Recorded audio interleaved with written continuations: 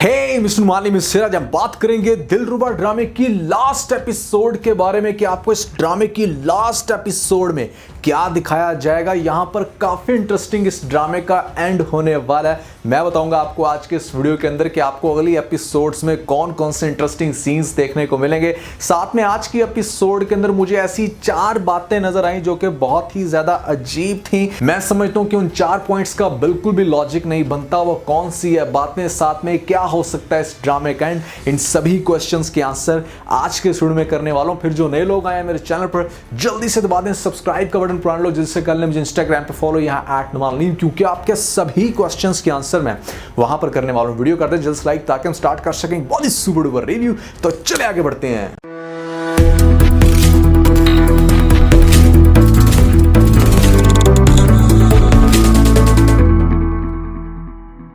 तो यार सबसे पहले हम वन बाय वन डिस्कस कर लेते हैं कि वो कौन से हैं 4 पॉइंट्स जो कि मेरे अकॉर्डिंग जिनकी लॉजिक नहीं बनती बिल्कुल भी। मतलब अगर हम रियलिटी ग्राउंड से उन बातों को कंपेयर करें तो हम पहले सीन को करते हैं डिस्कस, जहां पर आपको दिखाया गया कि असद जाता है उस फोटोग्राफर अयाज के पास और उसके स्टूडियो में जाके पहले उसे बड़े आराम से कहता है कि पिक्चर्स को डिलीट कर दे और उसके बाद गन पॉइंट के ऊपर उससे पिक्चर्स डिलीट करवाता है। भैया पहली बात तो ये है कि जिन लोगों ने अपने पास पिक्चर्स रखनी होती है और इस तरह की खास तौर पे कोई प्रूफ के लिए पिक्चर्स रखनी हो किसी भी मामले के लिए, तो वो किसी एक जगह पर पिक्चर्स नहीं रखते। यहाँ पर उनके कंप्यूटर में और भी बहुत सारी जगहों पर पिक्चर्स सेव की जा सकती हैं। लेकिन चलो मान लो कि उसके कंप्यूटर में ही उसकी वो सारी पिक्चर्स थी, तो पिक्चर्स वहाँ से डिलीट होने के बाद, रिसाइकल मीन से भी डिलीट करने के बाद भी हम उनको रिकवर कर सकते हैं।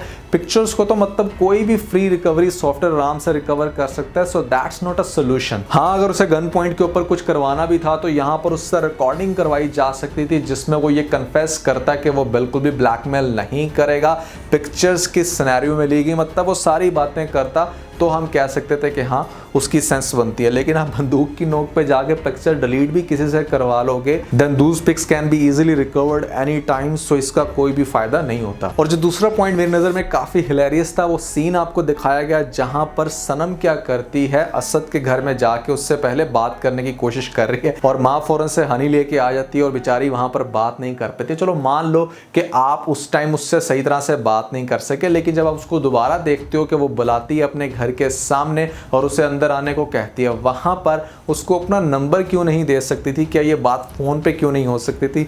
भाई को जरूर बेचारे को शक में डालना था। मतलब रियलिटी ग्राउंड में आई नो के ड्रामे में तो आपको बहुत सारी चीजें ड्रामे के तौर पे दिखाई जाती हैं, लेकिन अगर हम इसको रियलिटी से कंपेयर करें तो आप ऐसे सिनेरियो में बिल्कुल भी इस तरह का रिस्क नहीं लेते हैं जहां पर आप बंदे को डायरेक्टली अपने घर के अंदर बुला रहे हो। हाँ, फौरन से उससे अपना नंबर दे के उसके साथ बाद में फोन पे बात की जा सकती है। जो तीसरा पॉइंट मुझे लगा काफी ज्यादा फनी, जहां पर खास तौर पर दिखाया जाता है न्यू बोर्न बेबी को। मतलब ये बेबी बिल्कुल भी न्यू बोर्न नहीं लग रहा था, अच्छा खासा हट्टा कट्टा यहाँ पर लग रहा था कि मतलब जैसे 5-6 माह का बेबी हो, और वैसे होगा भी इतने मंथ्स का।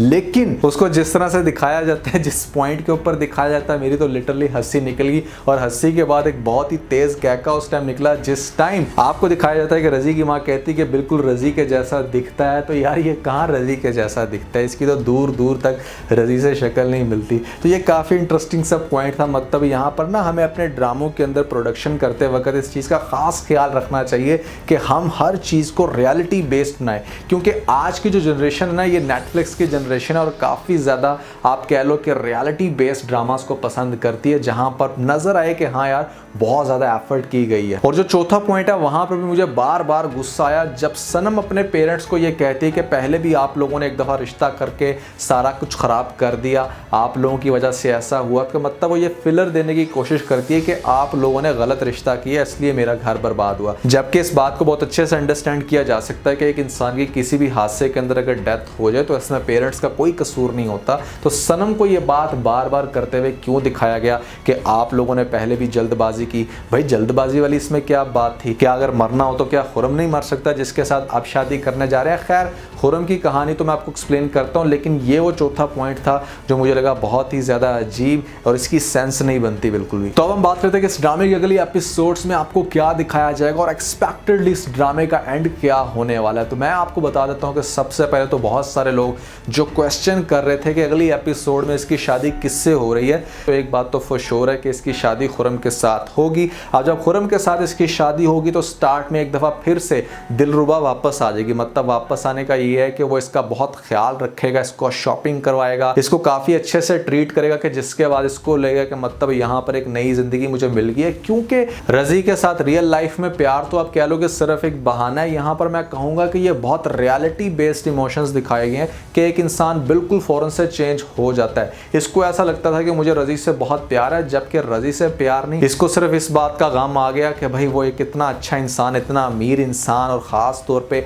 मेरे साथ जचता काफ़ी ज़्यादा था, और अब मेरे साथ कौन करेगा शादी, और यहाँ पर मेरा तो ऐसा बैकग्राउंड है कि मुझे कोई फ़ौरन से अच्छे से एक्सेप्ट नहीं कर सकता। तो ये वो सारी चीज़ें थी जिसकी वजह से बेचारी थी डिस्टर्ब। लेकिन आप आगे जाके देखेंगे कि एकदम से बिल्कुल ये ठीक हो जाएगी खुरम के साथ और बहुत ही अच्छे से उसके साथ ज़िंदगी इंजॉय करेगी। लेकिन मामला होगा वहाँ पे ख़राब जब खुरम का दिल इससे भर जाएगा। क्योंकि एक चीज़ मैं आपको बता दूँ कि अगर आपको रियल लाइफ में भी किसी बहुत अमीर ख़ानदान से आपको रिश्ता आ जाता है और आप लोग फ़ौरन से हैरान हो जाते हो कि यार आखिर ऐसा क्या हो गया कि इतने ऊंचे ख़ानदान से मैं रिश्ता आ गया, और बहुत लोग तो बुखलाहट का शिकार होकर फ़ौरन से मतलब कहते हैं कि यार ये रिश्ता हाथ से ना निकल जाए और अपनी बेटी की शादी कर देते हैं। जबकि ये जो बड़े बड़े बिजनेसमैन होते हैं जिनके पास काफ़ी ढेर सारा पैसा होता है, इसके साथ दिल भर गया तो चलो इसके साथ शादी कर लो, ये लोग शादी को ना एज ए एंजॉयमेंट कंसीडर करते हैं। और जब इनका दिल करता है एक नई लड़की के साथ शादी कर लेते हैं, पैसा ढेर सारा होता है, कोई इनको फ़र्क तो पड़ता नहीं है किसी एक इंसान के ऊपर पैसा इन्वेस्ट करने में। तो खुरम के साथ सनम को स्टार्ट में तो बहुत खुश दिखाया जाएगा, लेकिन ग्रेजुअली उसे इस बात का एहसास होगा कि वो जैसे इसके पास इसकी बीवी नहीं बल्कि इसकी रखेल है। क्योंकि ना उसके पास कोई फैमिली, ना उसके आगे ना पीछे, और सबसे बढ़ के खुरम के आगे जाके बहुत सारे अफेयर्स भी खुल के आएंगे।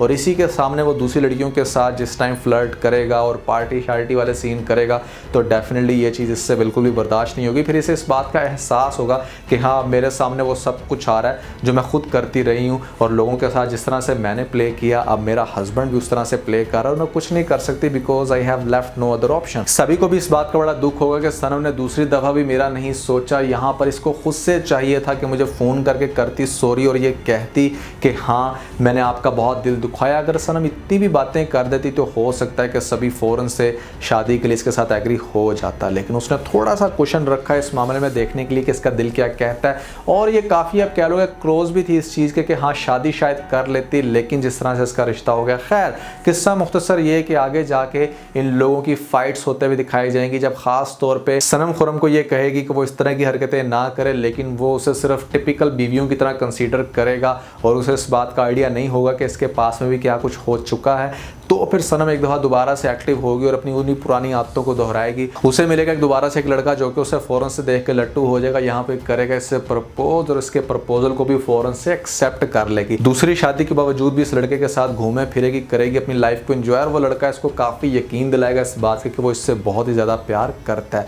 अब आप यहाँ पर देख लो कि ये तीसरी शादी की तरफ जा रही है, मतलब इसका अब ये जो लव होगा हो सकता है कि ये इसका रियल लव हो, जहाँ पर सनम को भी इस लड़के से काफ़ी प्यार हो जाए। लेकिन आगे जाके जब खुरम को पता चलेंगी ये बातें तो डेफिनेटली वो इसको घर से धक्के दे के बाहर निकालेगा और इसको दे देगा डिवोर्स। और जब इसको डिवोर्स मिलेगी और रीज़न पता चलेगी इसके भाई को, तो यहाँ पर इसके अपने घर में भी आ जाएगी क़यामत। और सबसे बढ़ गया तब तक इसका ये जो भाई सऊदीया में काम करता है ये भी वापस आ जाएगा, हो सकता है इसकी भी तब तक शादी हो जाए, लेकिन ये अपनी बहन को बिल्कुल भी एक्सेप्ट नहीं करेगा और घर में दाखिल होने से इसे मना कर देगा। और बेचारी बार रोड पे खड़ी हो के और डिफरेंट जगहों पर रात के अंधेरे में रोएगी, कोई भी इसका सहारा नहीं होगा, बेचारी मारी मारी फिरेगी जाएगी डिफरेंट दरबारों में। और एकदम से आपको दिखाया जाएगा कि तब तक जुनैद भी स्टडी करके वापस आ जाएगा और उसकी नज़र पड़ेगी इसके ऊपर, और इसकी हालत देख के वो भी बहुत ही ज़्यादा हैरान होगा कि क्या ये वही लड़की थी जिसके पीछे मैं मरता था, यहाँ पर पता नहीं किस तरह की हरकतें करता था।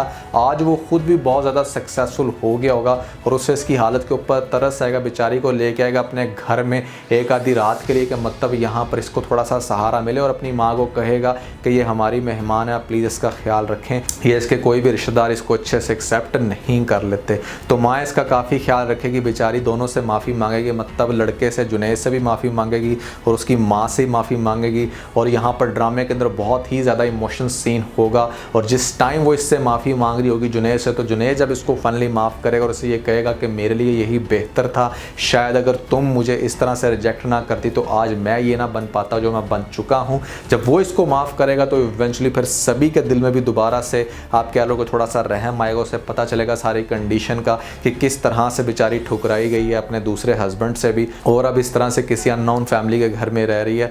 तो वो इसको फिर लेने आएगा और उसके बाद वो इसको एंड पे करेगा एक्सेप्ट, और आपको ड्रामे की लास्ट एपिसोड में यही दिखाया जाएगा, क्योंकि इसके पास वो बच्चा है जो कि सभी के भाई का मतलब रज़ी का है, तो डेफिनेटली वही चाहते थे हमेशा से उसको ऑन करने के लिए। और सभी की माँ से कहेगी कि अभी भी कुछ ज़्यादा देर नहीं हुई, तुम जाके उसको ले आओ, तो डेफिनेटली वही इसको लेने आएगा और ड्रामे की लास्ट एपिसोड में सभी के साथ इसको दिखाया जाएगा। तो इस तरह से आपको इस ड्रामे का एंड दिखाया जा सकता है। मतलब मेरी प्रिडिक्शंस और मेरे एनालिसिस ये कहते हैं, लेकिन हो सकता है कि आपके अकॉर्डिंग ड्रामे की स्टोरी डिफरेंट हो। जो भी है भैया एंड ज़रूर बताइएगा नीचे मुझे कमेंट सेक्शन में। तो आज के लिए बस इतना ही। अगर आपको इस वीडियो के अंदर कोई एक पॉइंट भी चला हो तो आप इस वीडियो को लाइक जरूर कीजिएगा और अपने दोस्तों के साथ ज़्यादा से ज़्यादा शेयर करने की कोशिश करें, स्पेशली उन दोस्तों के साथ जो पाकिस्तानी ड्रामास के बहुत बड़े फैन है। वीडियो तो सब्सक्राइब के बटन के ऊपर जरूर क्लिक कीजिएगा और कमेंट सेक्शन में मुझे अपना फीडबैक देना मत भूलिएगा। और ये सारे काम करने के बाद आप बेल आइकन प्रेस कर लीजिएगा ताकि लेटेस्ट अपडेट आपको सबसे पहले मिल सके। इसके साथ ही अपना बहुत सारा ख्याल रखें। Stay motivated and God bless.